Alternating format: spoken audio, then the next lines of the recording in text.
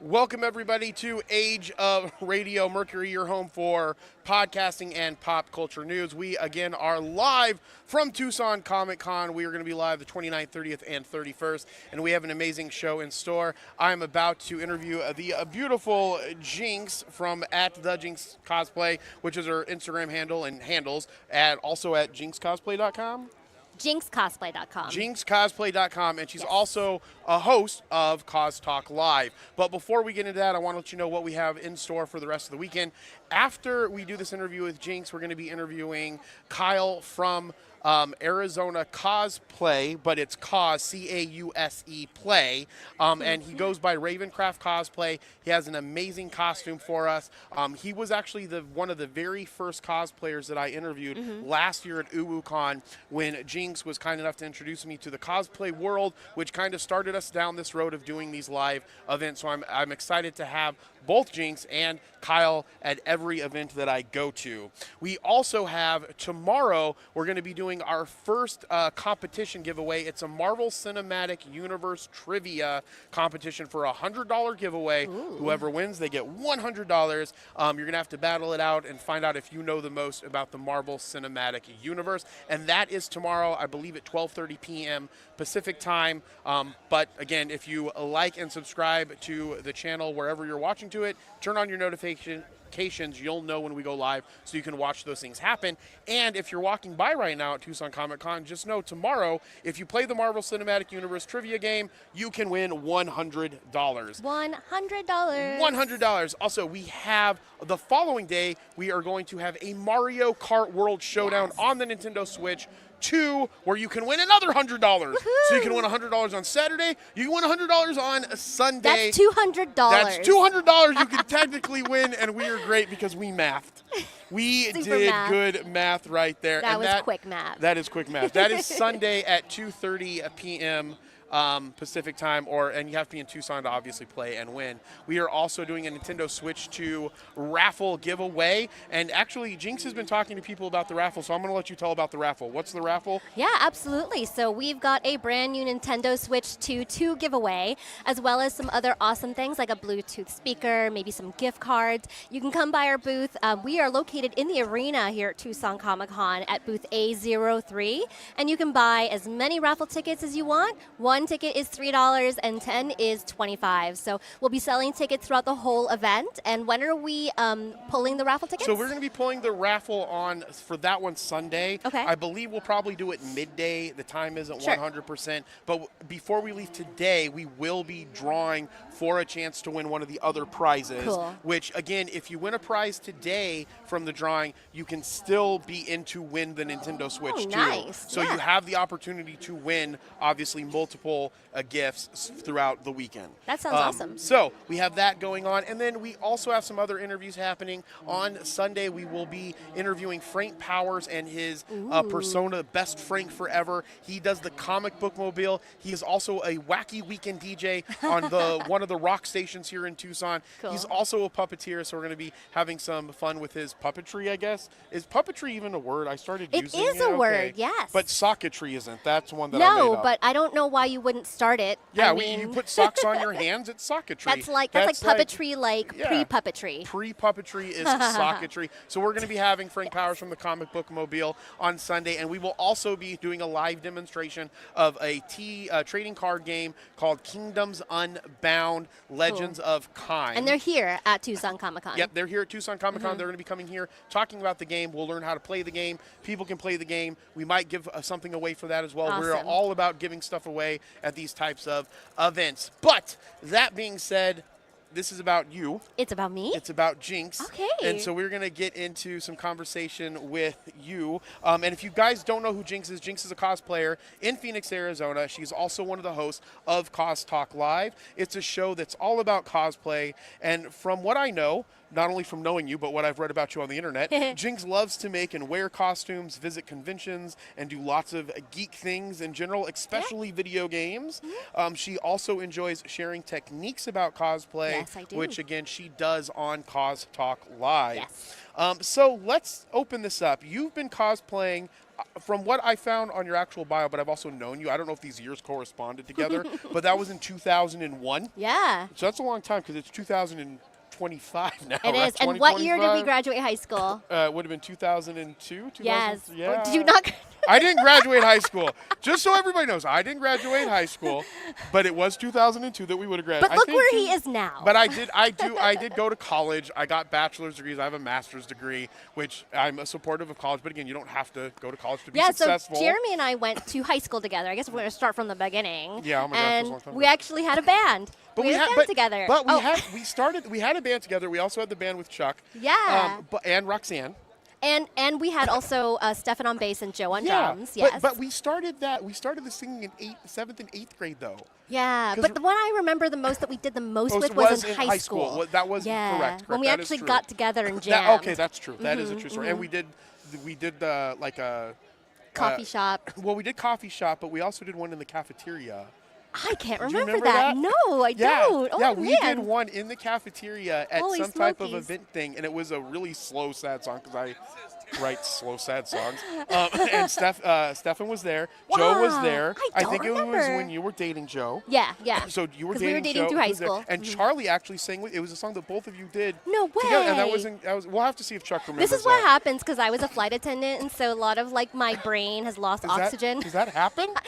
Apparently it does. Apparently it does. So Yeah. that's what people who are in that industry can say when they forget things. Cool. So you started back in 2001. So that's been a long time. So what's one lesson from the early days when you were doing comic shows that still shows up when you're trying to, like, what's still a problem that exists in cosplay every time you try to do something for a convention?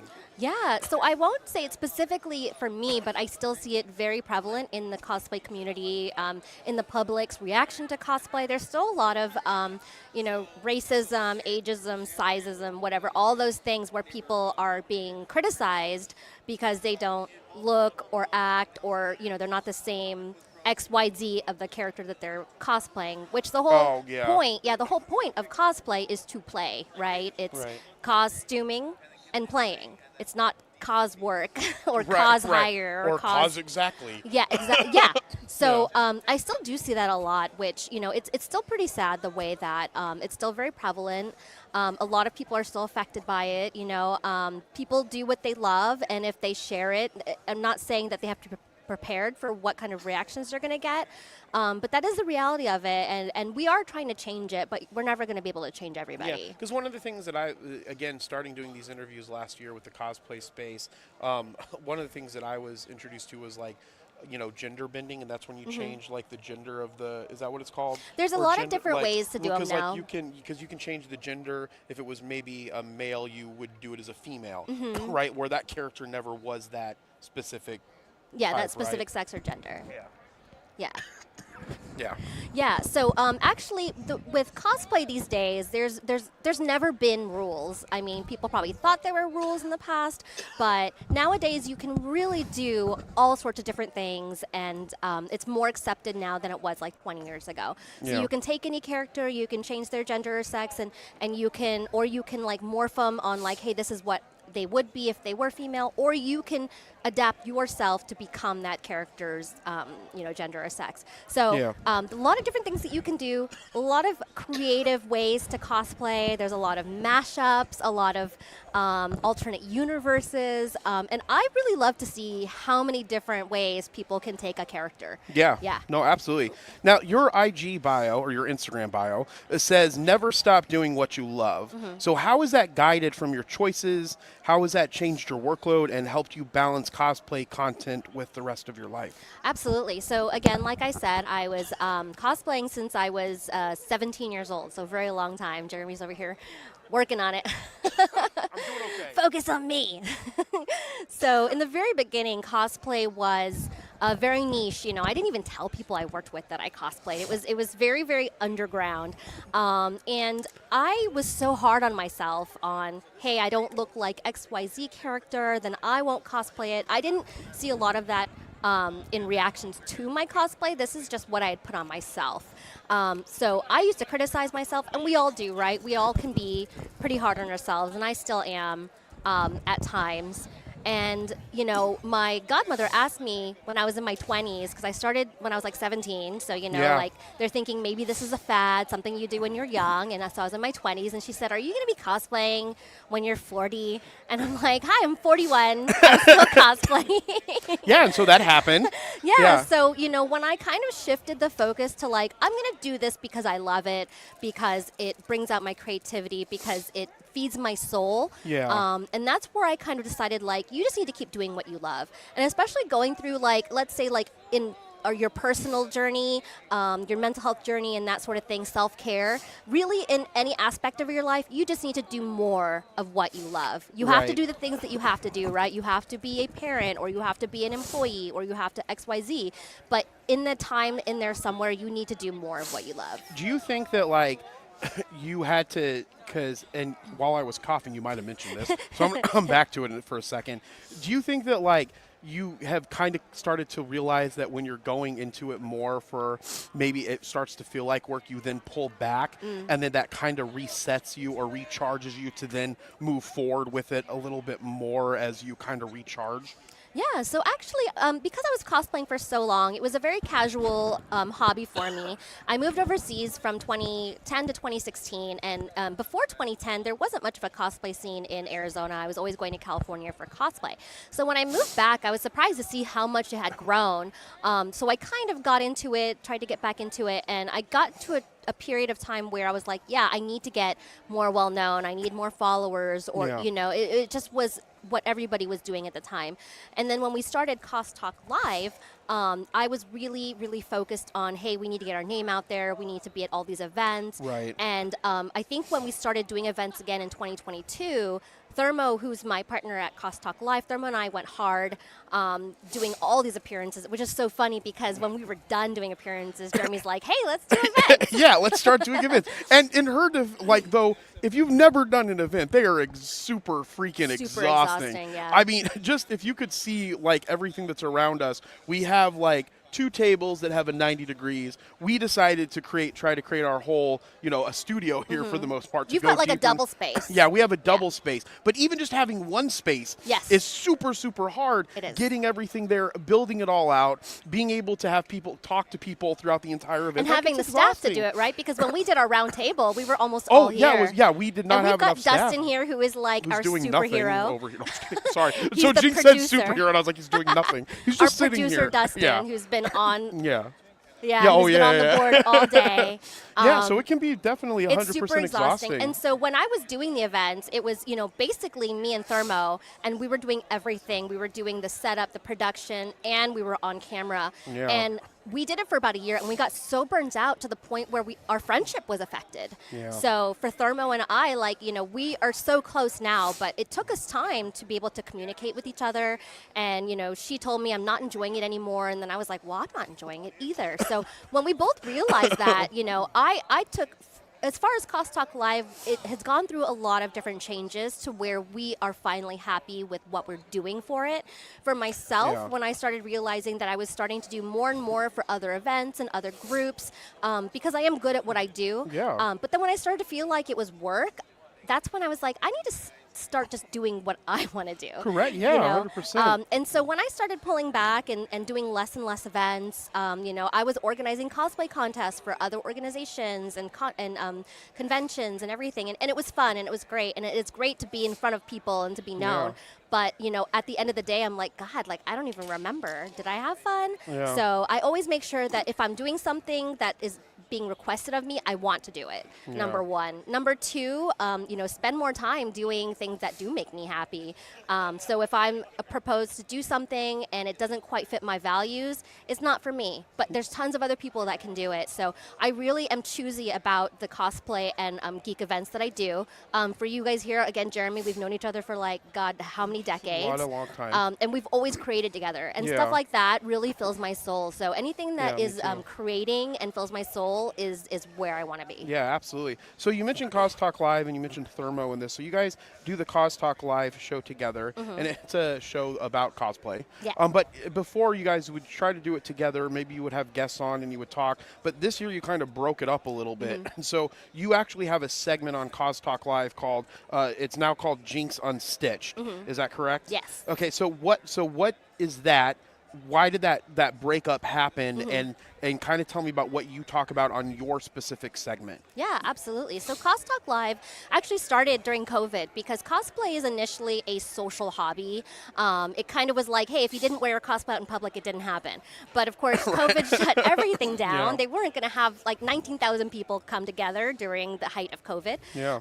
And me and my cosplay friends, we just really missed each other. So we said, hey, let's just start talking to each other online. And if people want to watch us, that's cool. We did get very popular during that time because there wasn't much else going on. Yeah, and I think the reason that it kind of was a struggle for a while is it just kind of, we hit the ground running and all of a sudden we were growing and we were just so busy. Right. So it became a chore for us that we were like, hey, oh my gosh, every Sunday, here it is. We never had the time especially to get on ahead. a Sunday where it's like a Yeah. weekend, so you go through working the whole week, and then you have this stuff. It does take a lot of time. If you It want to do a does. show really well, Yes. and not kind of wing it, right? If you want to do it well, it does take some time to prep Oh, it, yeah. and takes about time to like put it on and then make sure it gets posted correctly and then do after stuff. Yep. So that does become like a work thing. It does. Yeah. And because we kind of just like went with it and just kind of like followed its growth, we started to lose control of it. Yeah. And it became a chore. We were like, oh gosh, you know, we got to keep doing this every Sunday. And it just became such a chore. So we did take a break. We took a step back. And some of our co-hosts have come and gone, which is fine. We never want to make anybody stay and do anything they didn't want to do. So we have had people come and go. But then I said, you know, when I can, I'm going to step back and we're going to rework this because we were doing a couple different things every Sunday when I was like, okay, so we're consistently on, but our topics were never consistent or well thought out. So Thermo had taken a decision to kind of shift her online persona from just cosplay to like a creator overall. And so she's like, I love gaming, so I'm just going to start gaming on Cos Talk Live, which, okay, that's not necessarily cosplay, but cosplay exists because of our fandoms, right? Yeah, like that's there's true. costuming, Right. which involves a lot of historical or theatrical stuff, but cosplay specifically is like cosplaying those fandoms and those characters that you love. So we were like, hey, I mean, we're cosplayers, but we're also geeks, and that just goes hand in hand. Yep. So, you know, and people do like to watch us as well. We have our fan base that follow us for, you know, the cosplays and that personalities that we have. So I have a couple different shows. Thermo does gaming every Friday. Right now she's doing Mass Effect. Sometimes she dresses up, so, you know, adds in the cosplay. Right. We have Cosmom. She is Makaria Drake, so she's a very experienced seamstress as well as a mother, so she kind of throws in that little, like, perspective as Yeah. a parent. So yeah. real quick for that, because that's interesting. What is that like? What is that perspective like? What is that? What are some of the things that she would find that are different that from her day-to-day routine of trying to do cosplay? And then I don't know how old her children are. So and then like, are her children? Is it her children wanting to be cosplay, or her children really young and not to that point yet? So is this more about balancing everything? It's kind of both. Like, Okay. so her Okay, child, cool. her child's an adult now, but Got they it, have okay. cosplay together. Got it. Yeah, and so she kind of puts that perspective in as like maybe like a more of like a working adult type. I mean, Got it. you know, someone who has responsibilities but still wants to be able to have their passions. Right. And of course, she. Other than that, she's like an experienced seamstress and has great tips. So she does a 30-minute show every month where she kind of highlights stuff on her newsletters or Nice. focuses on specific tutorials. So where we used to do tutorials on a couple of the shows, now it's specifically for Cosmom. Doesn't mean that we can't do it for other shows, but that's kind of her niche. And so for mine, Jinx Unstitched, I kind of go back to the very original format that we did when we first launched Cos Talk Live, where we would have our hosts and maybe a guest or two, Got and it. we may either focus on the guest or we'll focus on a topic. So now what I do is I focus on a specific guest, and Got maybe it. if they have that specific skill, then that's kind of what we go with. But you know, I prep with the guest beforehand, ask them what they do want to talk about, what they don't want to talk about, what we're going to be sharing on the show. So my last episode was Ashley does cosplay. She's actually a hairstylist too and did my hair, so you'll see it tomorrow. Is she here in the Valley then? She's in Phoenix, but she's actually at Dragon Con. Oh yeah, we're in Thermo. Tucson. Okay, so I said Valley. We're in Tucson right now, so she would be in the Valley. From the Valley. She's from the Valley, but she's at Dragon Con She's at Dragon Con with Thermo, and so you'll see my hair tomorrow. And before that was Fantasy Cosplay Shelly, who almost always does Final Fantasy cosplays. Next month is Plaid Hippo. So he is a photographer that we work with a lot, who has started it as a hobby, and his talent has increased. So it's not just cosplayers. I want to really open that up to all aspects of cosplay. Got it. No, absolutely. So there's also, did you mention Amber? No. In her show. So Amber has a show as well, right? Yes, and I can forget her because she's one of our mains. So. No, of course. So Amber Bright also does a prop. Is it hers? Yes. Props? So Amber Bright Props, she is a professional prop maker based in the Valley in Phoenix, Arizona, and so she does a monthly show as well, which is about 1 to 2 hours, where she'll just make props or anything or a costume that she's working on, and you're welcome to kind of work alongside her while you watch. So she does really great work. She primarily does horns and facial. Oh, that's so cool. Yeah, her facial. She does facial. Applications. Yeah, those are her really Melina cool. one. Yeah, so AmberBrightProps.com, Cool. and then she does the third Thursday every month. Nice. Now, last night actually, because we all have an Airbnb, because you're helping us out do all of this stuff as well. But we were talking a little bit about your involvement with UwuCon, because you and Thermo introduced me to UwuCon last year, and you guys seem to be doing a lot. And then I made the comment that it feels like you're running UwuCon this year. I know you're not running it based off of the conversation we had, but with the cosplay stuff, you kind of are. So can you dive into what UwuCon is, what that involvement is, and what that experience has been like for you? Yeah, so I'll try and make this quick because I do talk a lot. But That's okay. UwuCon came on the scene about 4 years ago, and almost seemingly as a surprise. So they got a lot of flack straight away, a lot of criticism. People were just kind of making assumptions, and this was during a time where some of the other events were having a lot of drama as well. Well, Thermo took it upon herself to be well, let's get them on the show, and let's let them speak their truth. So she actually got the board on the show. I couldn't make this one. I can't remember why. And so we got to meet the board of directors. So it's not just one person that runs it. It's a whole board of directors. And we got their truth out there, and I was really impressed. They're actually business owners. There's one that's a local restaurateur, and there's a filmmaker, and there's a card shop owner, etc. And about a month before their first event, their cosplay programming kind of fell through. So me and Thermo, as Cos Talk Live, jumped in, helped them out, and we really liked it. And we've been doing it for the last 4 years now. That's really cool. Yeah, and what's great is that there's growing pains and everything, right? So we've changed venues. We're now in our third venue, which hopefully will be the one. But we've been given so much freedom to build the cosplay programming, and this is what they want. They want it to be cosplay focused. But Thermo and I, having all of our experience working with various events, doing different kinds of things, we're actually taking it into a non-competitive route. We want to be inclusive. We want to encourage others to get into cosplay and not feel intimidated that they have to compete or they have to make their costume. So this year, we're so much more organized. I'm so happy about it. We're so organized. But Thermo focuses a lot on the panels. So she does all of the panel programming and the showcase, which is taking place at the contest. And then I support the festival stages and the cosplay groups, and she does a lot of the pre-planning stuff, and then I do a lot of the day of management. Got it. So what, obviously, besides the organizational piece of it seems like you were really excited about, what other thing that are you excited for that's going to be happening at UwuCon this year that you were putting on? Yeah, so UwuCon, they definitely want to find their niche. So they are an animation-focused con. Of course, they're always going to be pop culture. They're always going to dip their toes in a lot of different things. They do a lot with TCG as well because they own a shop. But our event is Saturday and Sunday, and it's really affordable, so it's $50 for the whole weekend. Oh, wow, that's actually really good. Yeah, $50 for the whole weekend. But on Friday Friday night is a preview night. So if you've got a ticket, you can visit some of the VAs. You can check out some of the sing-alongs and see some of the cosplay village. That's so cool. And we're putting on a festival. So this is the first time it's happened. I've been talking to the founder about it, and I'm so happy. He's like, you get to do it, Jinx. I'm like, yes, I actually want to. So That's awesome. from 5 p.m. to about 10 p.m., there's a free festival right outside the convention center.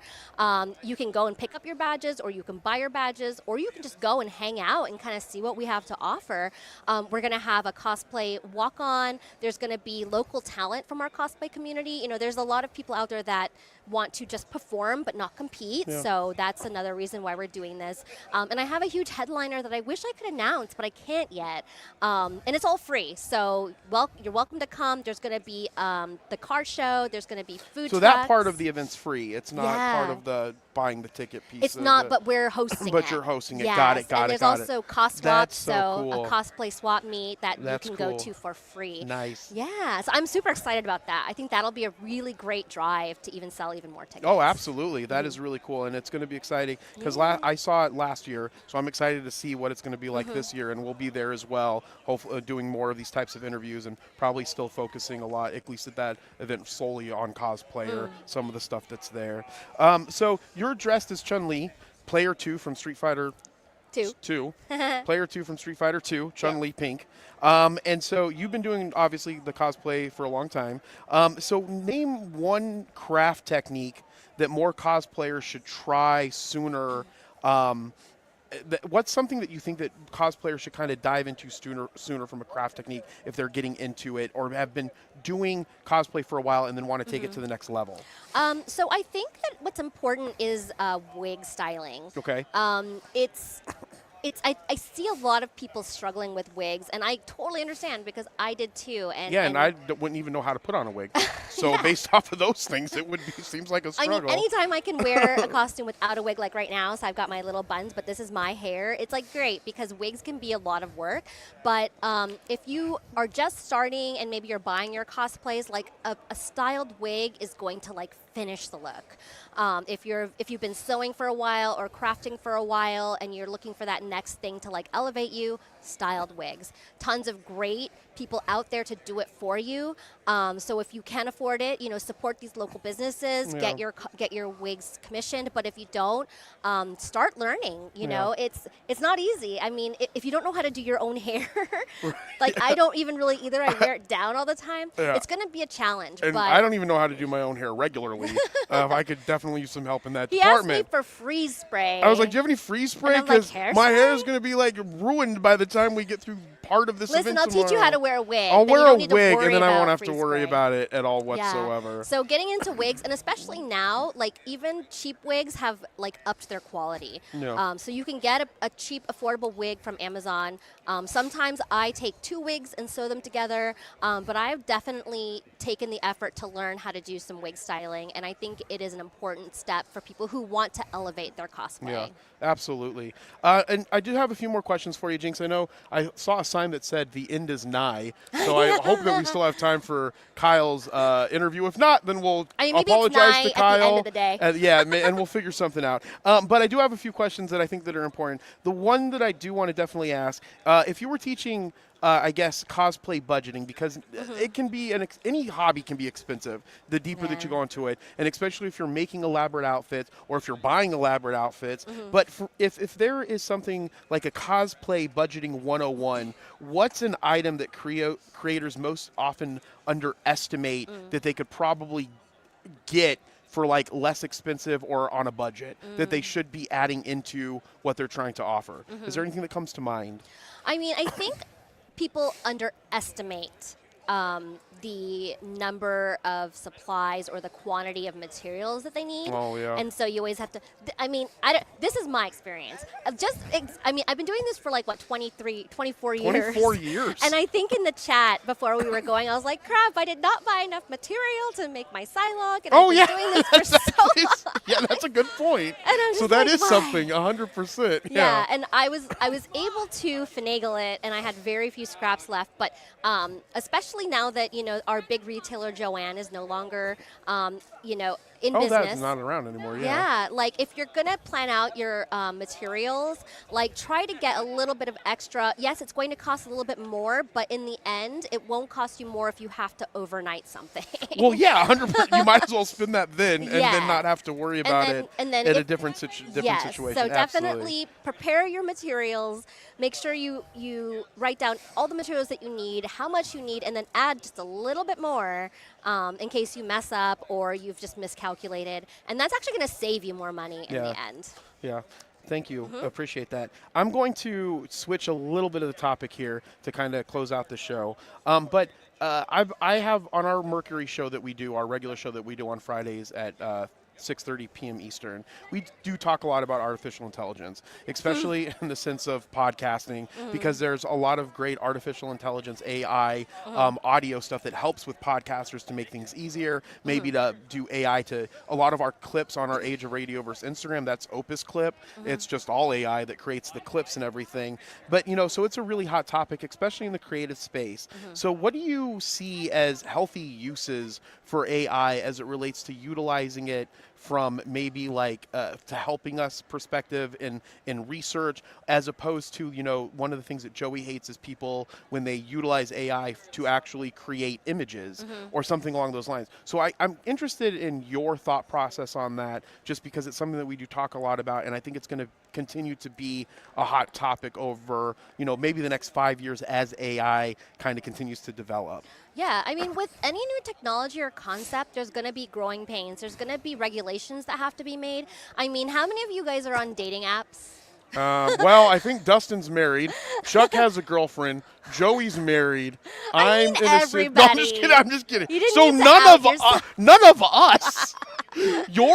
Are you? I was. I'm just kidding. Okay. Yes. But here's the thing: is like 20 years ago, would you have been like, "Yeah, I Yeah, met that's a very good my point. That's a significant very other good point. online"? No, Yeah. because your family's like, "But what if he's an axe murderer?" You know. Yeah. And look at what we are now today. Like, there's 4, 5, 6 different dating apps, right? Same thing with the internet in general. Correct. We now have cybercrime laws. We have like cyber stalking Yeah. and all these other laws that have been put into effect because of how we've been evolving and using this concept, right? So AI is something that has been in development for God knows how long, and now it's been introduced to the public, just like the internet was, just like all sorts of Yeah. other things. And yes, it can be dangerous. It can be, there can be ways that people can abuse it. There's so many issues with it right now because we are just starting Yeah. to use it as in the public space. Yep. I don't think that it is an inherently overall bad thing. I do think that once it's regulated and once it's put into regular practice, it can be super beneficial for everybody. I mean, Yeah. especially even in the creative space where, it can help creators develop their art or, progress in other areas.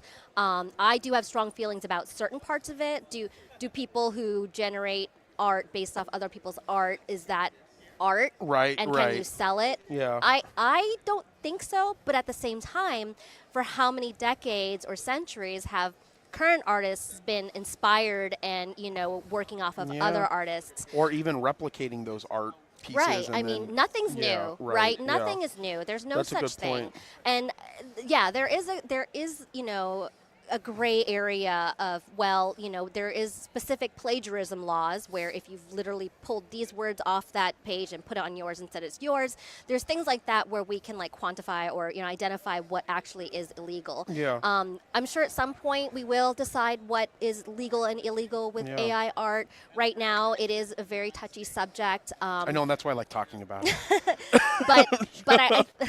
But what I do find troubling is when people kind of put this blanket assumption or kind of spread this incorrect information of like, oh, well, it uses tons of water, and I'm like, well, yes, that's true in some aspects, but do you know how many microchip companies are in Arizona? Yeah. There's a ton. There's a large amount of them. And Arizona actually has a very, very sophisticated water reservation plan. Yeah. We never get droughts. Not like California gets droughts all the time. California does get drought. a lot So, of droughts. in order Yeah. for us to even survive, the Arizona government Yeah, we has have to have a lot of instill water this water conservation. Conservation. And, I almost said as conversation. conversation. Conservation. You have to have water conversations You have to have too. water conversations to get the water conservation, yes. out the door. Yeah. So, That's true. and so I know a lot of companies now are creating more green operations for making their microchips, which of course support AI in a lot of ways. Otherwise, they wouldn't be, bringing these businesses here. And so, yes, has it been problematic? Yes. Has the lumber industry been problematic? Has the oil industry been problematic? Yes, yes, yes. Have we improved it? Yes. So, I think it's a time where we can't you shouldn't make a solid decision on AI right now.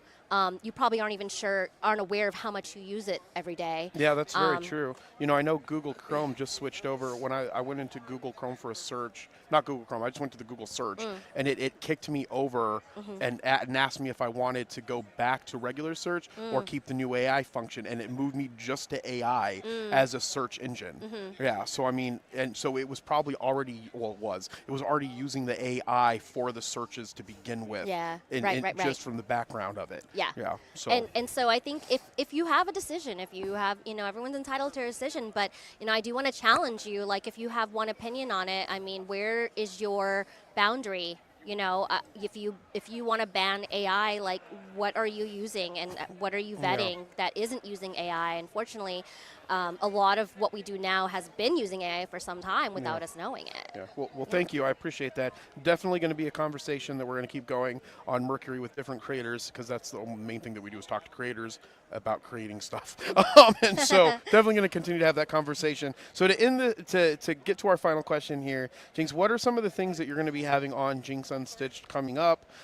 Is your next con going to be UwuCon? And then what are some other last thoughts that you want to end with?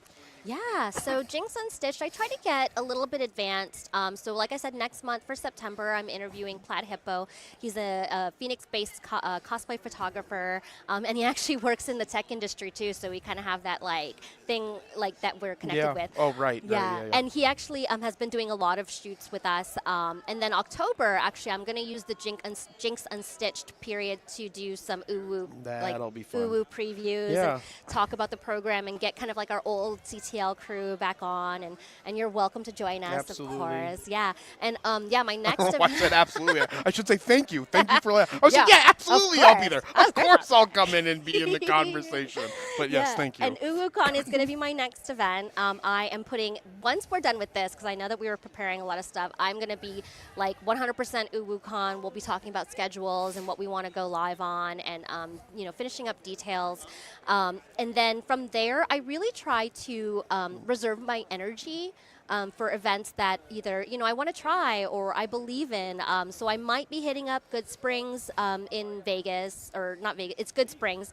It's the Fallout celebration in Good Springs in Nevada. Oh, right, where it feels like you're in a Fallout. Yeah, well, it's Good Springs, which was based Correct, on the actual game. So I may be attending Good Springs, maybe attending UmaCon, and then I always love to hit up the local library conventions because they're free and they're so much fun. They're amazing. In fact, we have a booth, Tempe FanCon. It's called FanCon. FanCon. Tempe FanCon. We're going to have another booth like this set up. In fact, you should have this exact same setup, so I'm really excited for that. Yeah, so I definitely want to put more time into, I bought a house about a year ago, and so I finally got my craft room to where I want it to be, and I have a lot of goodies that I haven't used. So I won unfortunately, I hope it wasn't part of it, but I won a scholarship from Joanne like about 2 years ago. It was the AAPI Creators Scholarship. So I bought cool goodies. I bought, cool. I bought a Glowforge. I bought the Ditto pattern projector, and I've never been able to use it because life changes. I've been moving around a lot, right? Oh, yeah. So once I start those, I want to start getting those on the show. So doing That'll be more awesome. creating. Yeah. That'll and be so, great. some last minute things, like if I get a lot of times people are like, I want to start cosplay, I don't know what to do. And, just do it. Like, even if you just have to buy your costume first, do it. Like, I used to not buy costumes. I used to be like, if I can make it, I should. And then I was invited to a group with my friends, and I was like, I don't know if I, want to put in time to make that costume that I know nothing about. I'm like, I'll just buy it. Yeah. And it was so much fun. Yeah. Like, to be able to, like, I made this costume. People ask me all the time where I bought it. And so it's like, it's one thing to, like, be able to make something and be proud of it and be like, I made this. But it's another thing to, like, order it, open it, in a package. And have it be and done. put it on. Yeah, it's just done, and you don't have, and you can just go and then do the cosplaying. Yes, so Yeah. cosplay does not have to be one or the other or one specific thing. If you want to try it and you're not crafty, go and buy a costume, especially with Spirit Halloween opening up. Yeah, and, that's true. And them getting a lot of like licenses. It's August, so everything that is for Halloween is out right now. Yes, so just And do in a it. few weeks, Christmas stuff will be out as Yeah, well. and then you can make your cosplays And you can do Christmas cosplays. everything that you want. Yeah. So for yeah, holidays. my advice is if you want to cosplay, just start. Yeah. Just do it. So where can people watch Cause Talk Live? Where can they find Cause Talk, and where can they find you? Yeah, so Cause Talk Live, we stream on 3 platforms, Facebook, YouTube, and Twitch, and we also stream to the Age of Radio Network. You can find us on Facebook and Facebook and Instagram at Cause Talk Live. We have a couple different shows, so I do post the schedules because they're not always consistent, but check the schedules and you can tune in, get your notifications. And you can find me, I have a website, jinxcosplay.com, or you can find me on socials at the Jinx Cosplay. Cool. Well, thank you so much, Jinx. I Yeah. appreciate it. And again, you're watching Mercury, your home for podcasting and pop culture news. We are going to be live at Tucson Comic Con doing interviews the 29th, 30th, and 31st. If you are near Tucson, come on down, hang out with us, get into our Nintendo Switch 2 raffle. And I will be right back again. My name is Jeremy. I'm the host of Mercury, or one of the co-hosts of Mercury. I am the founder of Age of Radio. And I'm going to be back if we have enough time with Ravencraft Cosplay. He has an amazing costume on, and we're going to have a fun conversation with him to close out this day. So stay tuned. See you later, guys.